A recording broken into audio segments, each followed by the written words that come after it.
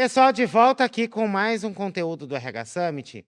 E agora a gente vai falar de um tema e esclarecer algumas coisas que está rolando na internet por aí. Tem a discussão toda de NR1, que não é uma pauta nova, mas a ideia é que a gente desconstruir um pouco de algumas coisas que teve um desvio, digamos assim, de informação, um desvio de entendimento, e a gente compreender melhor o impacto que isso traz para dentro das empresas.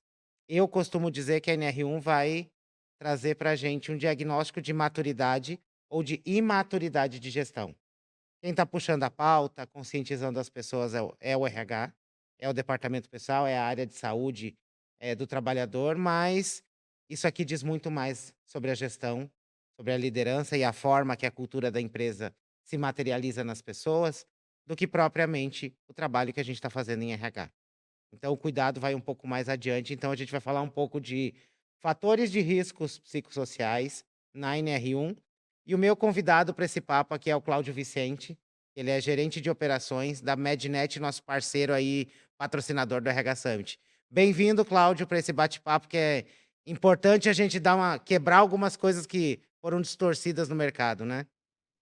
É isso aí, Léo. Agradeço bastante aí pelo convite de vocês, aí do time do RH Summit todo, né?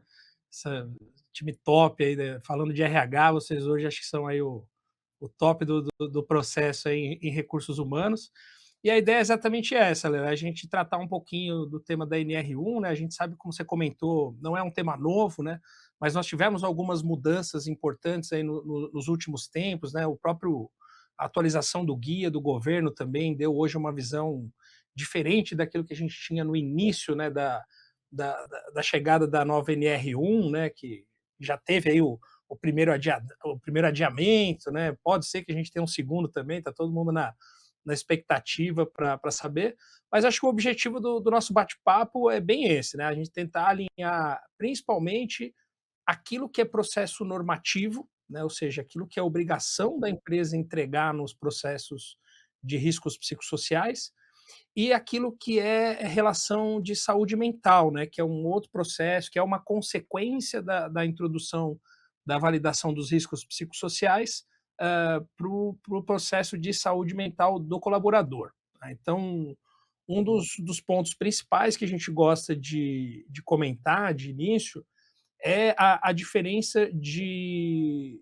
um processo de risco psicossocial, o que é o levantamento do risco psicossocial, e o que é o processo de saúde mental, né? Que aí a gente já fala do indivíduo em si, o tratamento, as terapias e etc. Isso a gente sabe que tem ainda bastante confusão no mercado, tá?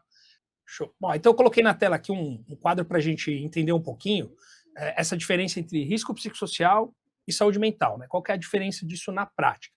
O risco psicossocial é aquilo que a NR1 pede para que as empresas façam o gerenciamento agora lá no PGR, né? E a primeira característica dele é que ele cuida do ambiente da organização do trabalho. Né? Então ele analisa as condições do trabalho focado no risco psicossocial. Né? O objetivo central dele também é diferente da saúde mental, que é prevenir o dano na fonte, né? Então, identificar ali se o posto de trabalho tem organização dos fatores de risco psicossociais e tentar eliminar tudo aquilo que possa ser um processo de ampliação, né, desse score de risco psicossocial dentro da empresa. E quando a gente fala de saúde mental, a gente está falando de cuidado do indivíduo, né? Então, é entender o que, na prática, aquele indivíduo tem de visão ou está sofrendo ou tem de percepção sobre o risco psicossocial no trabalho. Né? Porque quando a gente avalia as condições normativas, né, em relação à NR, a gente avalia o ambiente em si. Né? Então, eu olho o ambiente de trabalho como um todo. Então, aí no teu posto de trabalho hoje, por exemplo, se a gente for avaliar o risco ruído, né, que é um risco físico, esse risco vai ser avaliado para todo o time que trabalha aí com vocês. Então, se para você o ruído está sendo um fator importante, ele vai estar acontecendo também para todos os demais colaboradores. Já o risco psicossocial ele é um pouco diferente, né? Porque ele acaba atingindo de forma diferente as pessoas. Então, muitas vezes aquilo que é risco psicossocial percebido para um não é risco percebido para outro, no sentido de como você lida com esse processo cômodo, né? Então, a primeira informação que nós precisamos entender nesse sentido é de o que é risco psicossocial, que é o levantamento dos riscos psicossociais, que é o que a NR1 pede, e o que é saúde mental, que a gente vê muito, principalmente na parte publicitária, né? Falando, olha, agora as empresas têm que cuidar da saúde mental do colaborador. Não é bem isso, né? A empresa precisa cuidar do risco psicossocial no ambiente de trabalho. A consequência de você tratar esse risco psicossocial no ambiente de trabalho é uma melhoria ali na saúde mental do colaborador. Mas a empresa em si, ela não tem como objetivo e nem como obrigação fazer a parte de terapias ou de cuidados da saúde mental do colaborador. O que ela precisa é cuidar do risco psicossocial dentro do ambiente de trabalho, e aí a consequência disso é ter um ambiente mais saudável no sentido do psicossocial do colaborador, mas não que a empresa tenha que tratar do risco psicossocial do colaborador em si, de cada um, né? Fazer tratamento ou fazer terapias. É claro que algumas empresas vão acabar fazendo isso como um meio de qualidade de vida para o colaborador.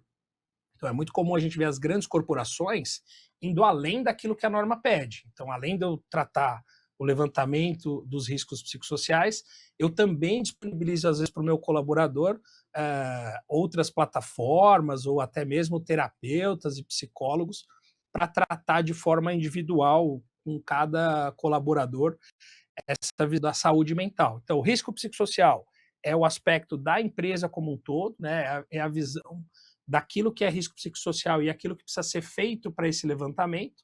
E a saúde mental está focada no indivíduo em si, aí já com particularidade, um a um, né? Mas o que a empresa hoje precisa é validar o risco psicossocial na NR1.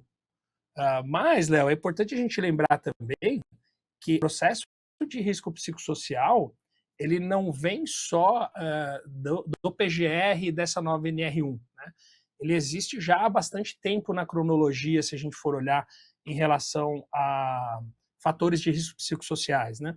A primeira entrada dele é lá na NR17, desde 1994, ele já tem ali o processo de tratar a parte de fatores psicossociais. Tanto que na NR1, né, no item 1.5, que trata do processo da entrada dos fatores de risco psicossocial dentro do PGR, né, que é o documento principal ali de segurança, ele já diz ali que você precisa olhar a NR17.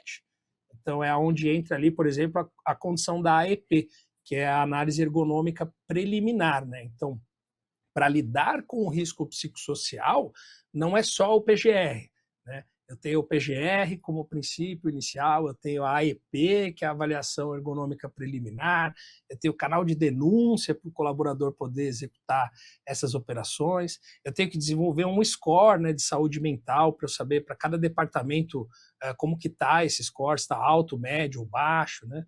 A gestão e o controle do absenteísmo também tem uma relação direta com isso, né, porque eu preciso entender como é que está a saúde do meu colaborador como um todo, né, além da saúde ocupacional, para você conseguir fazer essa correlação. Então, dependendo se a pessoa já tem uma patologia envolvendo a saúde mental e ela está num ambiente de trabalho que não cumpre essas obrigações e cuidados contra o risco psicossocial, a gente acaba, às vezes, exacerbando isso. E o controle do absenteísmo é onde a empresa consegue entender que tipos de problemas de saúde geral, né, não só ocupacional, mas problemas geral de saúde, estão ocorrendo na empresa, o que está afastando o colaborador, etc. Com tudo isso montado, é que a gente consegue definir um plano de ação para cada empresa, para entender aonde eu preciso melhorar, o que eu preciso melhorar, para diminuir essa sensação de risco psicossocial que os colaboradores estão observando ali no dia a dia de trabalho. Né? Então, é um processo de construção envolvendo várias atividades, né, digamos assim, que culminam ali num processo de plano de ação para que esse risco psicossocial seja reduzido aí da melhor forma, ou mitigado, né, da melhor forma, dentro de todas as empresas. Né? Não sei se eu consegui esclarecer um pouco isso, Léo, você está tranquilo aí, o que você acha? Tá tranquilo, acho que traz um olhar um pouco maior. Enquanto a gente tá falando de bem-estar, eu tô falando colaborador muitas vezes. quando eu olho para a NR1 eu vou olhar para a empresa. É a cultura, a empresa, a Isso. estrutura como um todo e como ela atinge esse indivíduo. E diferente de muitas vezes que no bem-estar eu olho para o efeito já desse negócio, na causa, no caso da NR1, eu vou procurar entender as causas e mitigar esses riscos para que não chegue no ponto de atingir o indivíduo. Aí você traz um pouquinho das Perfeito. outras NRs, né, da Isso, né. NR17, na Aí eu queria verdade, que fazer uma também cronologia, uma cronologia de desde quando a gente já deveria estar tratando, né, os fatores psicossociais das empresas, né. Então, desde 94, né, a NR17 já trabalha os pontos de análise de risco psicossocial e ela continua até hoje, né. Aí nós temos a CIPA, que teve uma mudança em 2022, incluiu um A mais ali, envolvendo as relações de assédio, né, assédio moral e assédio sexual, que são hoje boa parte dos fatores de risco psicossocial que são reclamados às vezes nas empresas, né? Principalmente o assédio moral acaba acontecendo bastante em relação entre os gestores, processo entre gestor e subordinado, e a parte do risco do assédio sexual também, né? Que são ali fatores que já entrariam. E aí, em 2026, o que acontece agora é que a gente faz essa validação dos fatores psicossociais no PGR também, que é o documento inicial, né, ou principal de segurança do trabalho, né? Então, a ideia é a gente entender que o risco psicossocial ele já deveria estar sendo cuidado desde sempre, digamos assim, né? O que o governo está tentando agora com essa medida de trazer esse levantamento dos riscos para o PGR é transformar isso num caminho mais amplo, né, para que as empresas deem uma publicidade maior, digamos assim, para esse risco, porque antigamente o PGR só tratava de risco químico, físico, biológico e acidente. E aí eles entram também agora na parte do risco ergonômico, com a parte da ergonomia cognitiva, que entra no processo de risco psicossocial, né? Então, nós estamos correndo atrás hoje, né, as empresas correndo atrás para se adequar a essa questão em relação ao PGR, mas na prática nós já deveríamos estar fazendo isso já há algumas décadas para atender o processo de evolução como um todo. Então, a NR17 ela já fala sobre isso, como eu comentei, joga lá para a gente essa condição, né? Agora o governo deixou claro ali no último guia que ele lançou sobre os fatores de riscos psicossociais, sobre a obrigatoriedade, por exemplo, da avaliação ergonômica preliminar, né, mais conhecida como AEP, né, que é quem vai olhar mais a fundo e dar mais detalhes ao processo de risco psicossocial, como pede a própria NR1. A gente consegue ter uma visão mais acurada do processo, né? Então, o PGR, basicamente, faz os levantamentos iniciais, dá ali as diretrizes, né? Mas é na AEP que a gente vai fazer um levantamento mais aprofundado dentro da empresa em relação aos fatores de risco psicossocial. E aí esses dois documentos, eles têm que basicamente ter ali uma ação de mudança simultânea, né? Então, se eu estou mexendo no meu PGR, eu também estou avaliando minha AEP e vice-versa, né? Se na avaliação da AEP eu encontrar questões diferentes, eu preciso atualizar esse PGR, né? Na parte de segurança ocupacional, todos os programas que começam com todos os processos que começam com P, né, que são programas, eles são sempre evolutivos, né? Então não existe um PGR que dure 2 anos numa gaveta e ele é sempre o mesmo durante esses 2 anos, né? Normalmente você vai ter ali uma série de mudanças, né, nesse PGR durante a vigência dele, né, de 1 ou 2 anos. E tanto que todo o PGR tem um plano de ação lá no final, que são aquilo que eu preciso executar nessa vigência do documento para que eu consiga estar cumprindo os objetivos como um todo, tá? Aí eu trouxe aqui um trechinho desse guia, tá? Esse é o guia novo, que fala lá do o item 1.5 da NR1, né? Então ele já fala ali que eu preciso incluir lá no item 1544222 da NR1, fala do que eu preciso organizar em relação ao risco psicossocial dentro do meu GRO, né, que é o gerenciamento de risco ocupacional, e o que eu preciso colocar dentro do PGR, que é o programa em si, né, que é o documento em si, que é a gradação de severidade, a probabilidade, identificar o nível do risco, né, que é o que vai sair lá nesse score de risco psicossocial, e depois o plano de ação em si, para que tudo aconteça. Tá?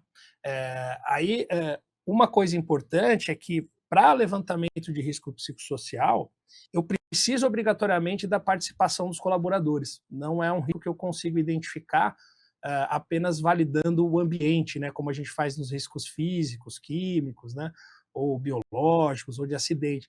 Aí a gente precisa realmente da participação e da consulta dos trabalhadores para entender como é que está esse nível aí de risco psicossocial para cada um desses colaboradores. E o momento de levantamento disso, o governo já deixa claro que a gente precisa estar alinhado ali, inclusive com a OIT, né, que é a Organização Internacional do Trabalho, para que isso seja feito de forma efetiva, né? A gente tem visto, por exemplo, muitas empresas fazendo questionários, né, de levantamento de risco psicossocial pelo Google Forms, por exemplo. Né? Como ferramenta, ela funciona bem, mas como critério de processo de você estar deixando aquilo anônimo, né, para o colaborador e para quem está recebendo, o Google Forms, por exemplo, assim como outros formulários, acabam deixando isso a desejar, né? E a parte do anonimato ali é importantíssimo, né? Parte normativa da operação como um todo, tá? Falando do PGR em si, Léo, o que muda hoje do PGR que não avalia risco psicossocial e o que vai acontecer com o PGR avaliando já o risco psicossocial, tá? Mente, o que a gente vai precisar? É ter um preâmbulo falando sobre essa identificação dos fatores de risco psicossociais. Então, peguei aqui um exemplo do PGR da Mednet, né, como que a gente atua nessa operação. Então, aqui tem que mencionar o que é o risco, como que ele é identificado, quando isso entrou, por exemplo, no Brasil em relação ao processo de validação, né, e etc. Preciso também mostrar como que é a matriz do risco psicossocial específico, né? Então, se a probabilidade é baixa, média ou alto, qual que é o impacto, se é baixo, médio ou alto. E esse cruzamento é que vai dar para a gente o caminho do score de saúde mental ou de risco psicossocial dentro da empresa. Tá? Então, hoje, um auditor do trabalho, quando ele pegar o PGR da empresa, ele tem que conseguir enxergar todos esses processos identificados de forma fácil, né? Tem que ser algo que ele consiga documento ali e enxergando e observando, tá? Então, por exemplo, após os questionários respondidos, né, você vai ter como na tela aí um score de saúde mental ou de risco psicossocial, que é esse score que vai alimentar o plano de ação para que a gente tome alguma atitude, né? Então, se de repente a gente encontra um risco psicossocial de assédio, assédio moral, no departamento de produção, eu vou precisar entender qual ação eu vou precisar tomar aqui para diminuir esse risco. Então, provavelmente, a gente vai ter que treinar esse gestor que faz a gestão desse ambiente que foi identificado como um risco médio ou alto psicossocial, para saber, pô, você sabe o que é assédio? Quais palavras que podem configurar assédio? Como se configura o assédio? Ou como está sendo a sua comunicação com o seu time, né? Então, basicamente, a gente vai trabalhar com esse gestor para que ele melhore essa comunicação e os processos dentro da organização, para que o colaborador perceba essa melhoria e no próximo questionário ele reduza essa percepção de risco psicossocial, no caso aí a gente está falando do assédio moral em um determinado segmento. Mas poderiam ser outras questões, como equipamento que não está adequado, a própria iluminação, a temperatura do ambiente, né? Tudo isso influencia o risco psicossocial. Tá? Esse levantamento ele é obrigatório para todas as empresas, agora a partir de maio de 2026. Né? A gente está sempre recomendando, ó, não espera chegar muito perto, né? Já agiliza isso, já fica pronto antes para você evitar de ter maiores problemas aí na operação quando chegar na parte mais próxima. Tá? Então, só para a gente colocar aqui em relação às etapas que uma empresa precisa executar, conseguir cumprir Isso, tá? Então, primeiro, é identificar o risco psicossocial. Então, aqui no caso, estou botando aqui o processo do questionário da Medinet, a gente está usando o Prima EF como questionário inicial, que é um questionário já validado internacionalmente e nacionalmente também. Então, o funcionário responde esse questionário. Então, no caso da Medinet, toda empresa que contrata a Medinet, o funcionário tem a área do colaborador. Isso que está na tela, por exemplo, é a área do colaborador. Aqui ele enxerga tudo aquilo que o item 141 da NR1, que diz assim, ó, cabe ao empregador entregar todas essas informações, a gente já entrega tudo isso. Então, ordem de serviço, o próprio questionário dos fatores psicossociais, entrega de ficha de EPI, quais riscos, né, esse colaborador tem acesso no processo de trabalho dele, né? Como que é o cronograma de exame ocupacional dele, tudo isso o colaborador tem acesso ali de forma rápida e fácil, e já livra o RH aí de ter todo esse trabalhão, né, de ficar entrega a ordem de serviço, tá aqui a cópia do seu ASO, tá aqui o resultado dos exames, ó, preenche agora esse questionário nesse QR Code, né? O funcionário cada hora tá pegando em um lugar, e aqui a gente já entrega isso tudo numa tecnologia embarcada para os colaboradores, tá?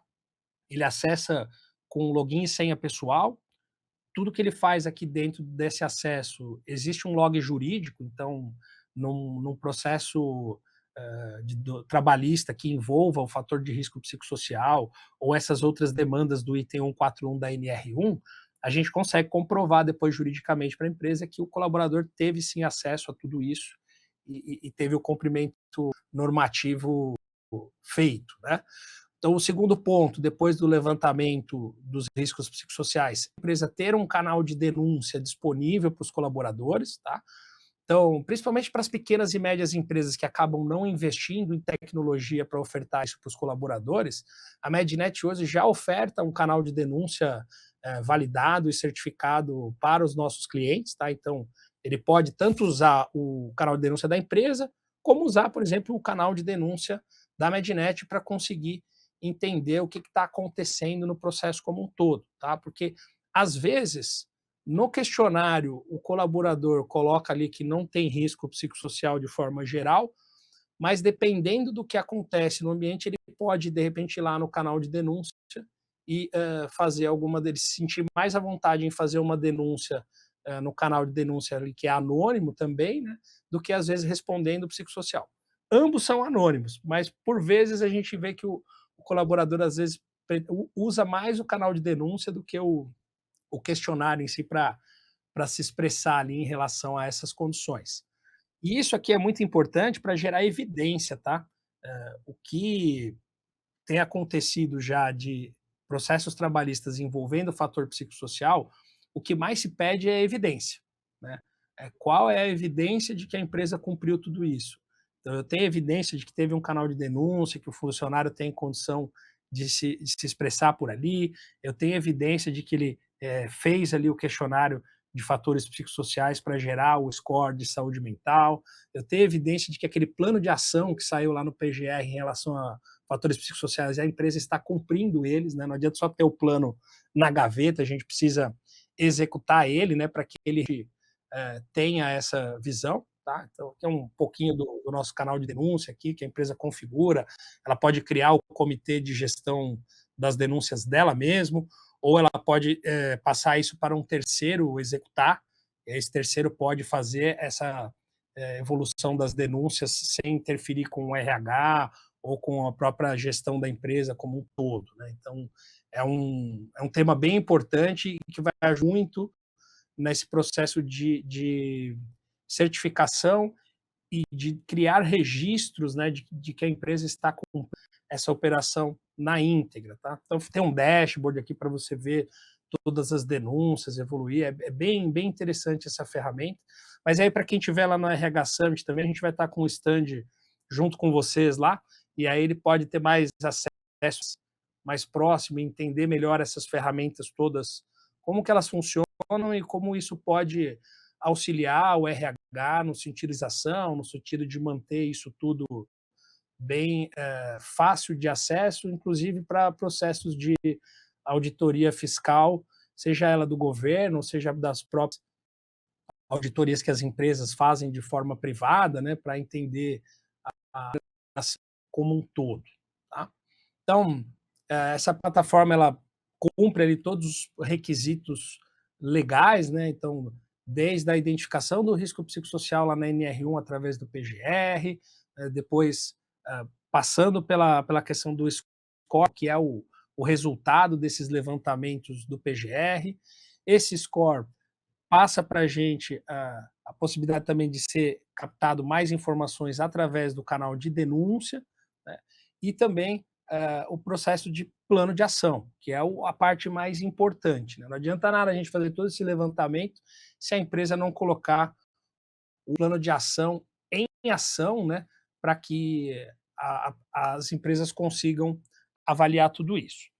E um outro ponto também que é muito importante que eu comentei é essa questão da gestão do absenteísmo, né? Que é entender por que meus colaboradores faltam, quando é algum problema de saúde, que tipo de saúde está acometendo eles, para a gente conseguir reunir essas informações todas e elas serem complementares nesse processo de tratamento e avaliação dos riscos psicossociais. Então, eu gero o score de saúde mental, dou o questionário para os meus colaboradores, eu avalio também o meu canal de denúncia para ver se eu tenho denúncias envolvendo fatores de riscos psicossociais, e eu tenho também um mapeamento daquilo que é a saúde dos meus colaboradores em relação aos atestados, tá? Quando a gente fala de gestão de absenteísmo, é mente, nós pegarmos as informações dos atestados de saúde que os colaboradores trazem para a empresa, né, dentro do nosso ecossistema de gestão de saúde e segurança, nós temos essa área de ocorrência, onde você imputa esses dados de atestado e ele vai gerar o processo de análise estatística e epidemiológica do absenteísmo, tá? Então ele mostra ali, ó, quantos funcionários de cada setor e função, quantos dias de afastamento, quanto isso gera em hora. Então aqui nesse caso específico, por exemplo, tem 1.105 horas afastadas de uma empresa, né? Então assim, quanto isso custa para a empresa? Qual que é o custo dessas 1.105 horas não trabalhadas que a empresa precisa arcar e o quanto, por exemplo, eu deixei de produzir também, né, que é um outro agravante ali. Então, em processo de gestão da Mednet, a gente já entrega todas essas ferramentas para que a empresa consiga tomar ali as suas decisões, tá? Porque essa análise estatística toda, depois o nosso sistema vai o que eu preciso fazer para reduzir esses problemas de absenteísmo. E aí, não só falando do fator psicossocial, mas falando do processo como um todo, né? Que é essa questão de criar evidência, que depois, numa demanda trabalhista, eu preciso gerar evidências em várias esferas para dizer, olha, minha empresa não é negligente em relação a isso. Eu cumpro todos os processos normativos e, às vezes, como a gente comentou, né, faz até um pouco além, né, cumpre ali até processos relacionados não só à parte de saúde e segurança, mas também à parte de saúde suplementar, né, não só a parte ocupacional.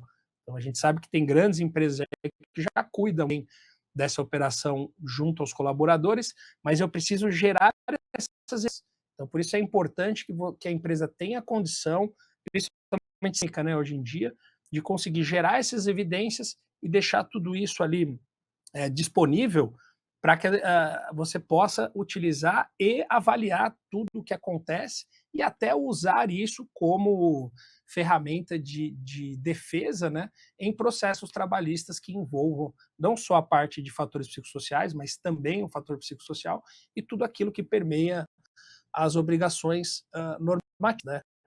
Acho que esse que é o caminho mais importante. Então, disso tudo, né, a Mednet hoje tem uma área exclusiva dos colaboradores, tá? Então, o colaborador acessa de forma digital, o questionário de coleta já está ali disponível também dentro do processo do colaborador, com login e senha pessoal e o registro de log, né, que eu comentei. Né?